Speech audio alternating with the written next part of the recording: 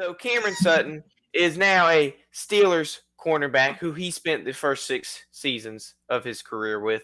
He did sign in 2023 a 3-year deal with the Lions worth up to $33 million, which we know now that he is a Steelers cornerback. So what happened? If he was supposed to spend 3 years in Detroit, why is he now in Pittsburgh? So Cameron Sutton was suspended 8 games of this coming up season for violating the NFL's personal conduct policy. And he's set to return week 10 against the Commanders because week 9 is a bye week, so you can't really return to a game when there's no game. So week 10 is when the first game he'll be able to return. And the policy he violated was he had a domestic violence case, and he turned himself in to the police department, and when he did so, he was served with a misdemeanor battery offense after turning himself in, of course. So, in 2023, after he had signed that deal, it wasn't long before the Lions had released him. So, this was when he was with the Lions. He signed the contract. Ink was there, got released because he violated the policy. Didn't get the money he signed off to be. Poor little Cameron Sutton. I mean, but last month he did end up kind of avenging his reputation and signing a 1-year deal with the Steelers for the 2024-2025 season. And my question is, Jack, I will ask this to you, and you can answer it with the best of your ability, and I will go off of it as best I can. What does it look like for a team to keep players like Cameron Sutton? Say the Lions would have kept him. What does it look like for a team to keep these players who have violated the NFL's personal conduct policy?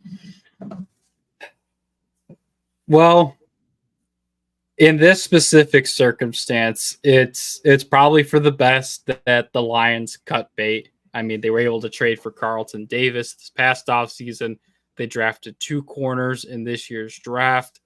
So I don't think they're going to be missing with him. And if you want to look at it cynically, it's a good PR move to cut a guy who beat and hit a woman, if you want to look at it that way.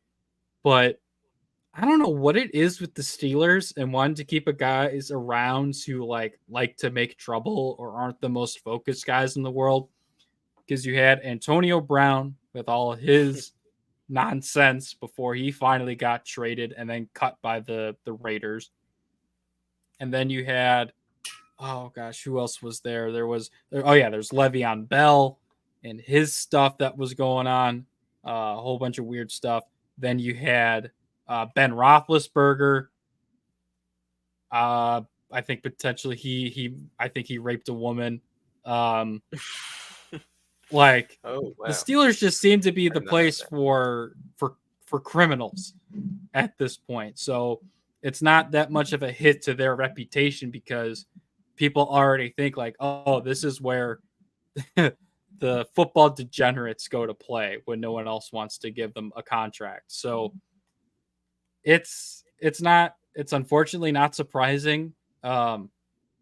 And we know by now in the NFL, if you still have any modicum of talent, they will give you second, third, fourth, and fifth chances.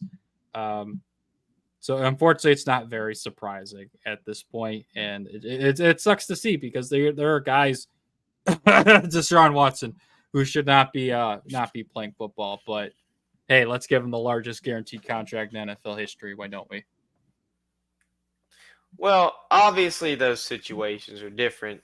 One has been proven and one has had served and has had his case sentenced, and the other has not had any conclusion for his case. So obviously the NFL looks at it as, okay, well, Deshaun Watson technically hasn't violated the policy because there wasn't a conclusion to his case, but because of the, like you said, the PR for everything, they did have to suspend Deshaun Watson for everything that went on, which, I mean, just had to happen whenever that stuff goes on. I liked it. I'm pro like Clemson, so like to see that happen was kind of hard because I remember Deshaun Watson winning Clemson's first national championship in 30 years. like almost 10 years ago, which is crazy. But whatever happens, happens. It's interesting because Ben Roethlisberger, you're not going to cut somebody that obviously makes the most money for Pittsburgh. I mean, that's like having somebody. I can't give a good or that's like having like Eli Manning cut from the Giants or something. That'd probably be. I was gonna say someone like Tom Brady, but it wouldn't be a fair comparison. But like Eli Mhm. Manning, if we were to cut Eli Manning from the Giants, of course they Philip wouldn't do Rivers from the that. Chargers. Or Phillip Rivers on the Chargers. Thank you. If we were to cut any of those guys from those teams, those guys probably had the highest jersey sales of any player. Probably not Phillip Rivers in like 2006 or something, or 2007 or 8, or whenever the Chargers were like really good. But the rest of the guys, they had the highest jersey sales. They were obviously the money makers. New York, Pittsburgh, and San Diego at the time were putting their money into their quarterbacks, just like every other team was. So to cut somebody like that would just be a stupid business move, because although they do violate the policy, you have to look at it as a business standpoint and say, hey, this guy makes the most money for us. We invest money in him to play for us. To cut him would simply just not be smart number wise. Although I'm not saying it's right, just NFL teams Mhm. aren't going to do it because it's not smart in a business sense.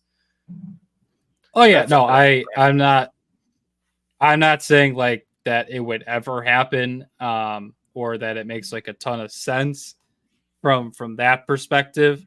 But yeah, no, I was just trying to pull that comparison. I mean, even the Baltimore Ravens, they kept Ray Rice around until I think after that video surfaced of him beating his fiance, and then they kept Ray Lewis around, who allegedly killed somebody. So, like, again, as long as you're talented, as long as you're good, as long as you're making a ton of money, the NFL is going to give you second and third chances and just kind of sweep it under the rug. Does it make it right? No, but it's just the reality of the situation in the world we live in. Exactly. And even Jack's right. Like Tyreek Hill, this comment right here. He's about to get another extension where he's going to make 30 something million a year. And it's because although these guys break policies, if you can play football, you can play football. And if you're playing in the NFL, you're going to get paid because you know how to play football better than everybody else on the field. If you're Tyreek Hill, who is the greatest wide receiver right now, other than probably Justin Jefferson, either him or Justin Jefferson, you're going to get paid whether or not you burn down an orphanage or you punt a dog in a tree. I mean, either or, you're still going to get paid whether or not it surfaces. And neither of those, well, probably burning the orphanage down is probably as bad as like beating your girl or something.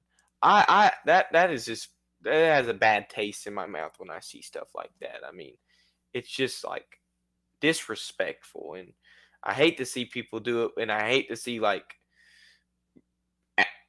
that happen where they're able to sign $33 million a year contracts even though they've had that happen. Cameron Sutton is no Tyreek Hill. Let's get that straight. And I think there was a guy on the Eagles not like last week or 2 weeks ago that got released for like smoking marijuana, or it was like drugs or something. Do you know what I'm talking about? Do you know what I'm like? Not off He the was a top of my practice squad. head. He was just on the practice squad. Yeah, I mean, the Chiefs have cut like 3 or 4 guys who were involved in legal issues who were like fourth and fifth stringers, but That's they're probably keeping Rashee Rice around because he's good. because he's good. Exactly. Even though he went 120, he did another Henry Ruggs incident. It was just Henry Ruggs the second. He's still on the Chiefs, and although Henry Ruggs was good, he's still on the Chiefs because he knows how to play football. And that's just how it is. And that you can't do anything about it because the NFL is a business, it's politics, and they're not going to cut people who are good for business.